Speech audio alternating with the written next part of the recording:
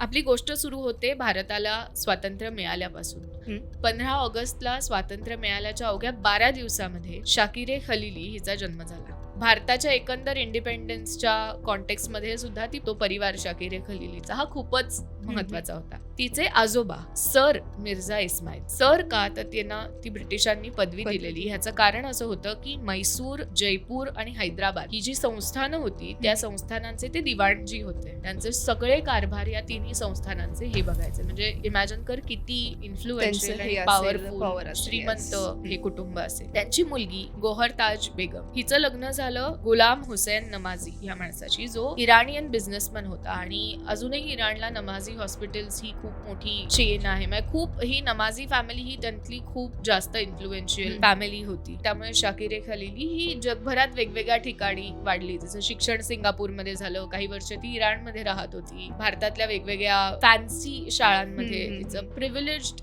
शिक्षण झालं. वयाच्या 18व्या वर्षी ती प्रेमात पडली आणि तिचं लग्नही झालं. पण थोडी ह्याच्यामध्ये आपल्याला विचित्र वाटणारं डिटेल असं आहे की तिचं लग्न तिच्या फर्स्ट कझिनशी झालं. आणि त्यातूनही विचित्र, तिच्या सख्ख्या मावस भावाशी तिचं लग्न झालं, ज्याचं नाव होतं मिर्झा खलिली. ओके. आणि हे लॉ मध्ये पण फॉरबिडन आहे, हे रिलिजन्स मध्ये पण फॉरबिडन आहे. पण 18 वर्षाच्या मुलीला कोण समजावणार.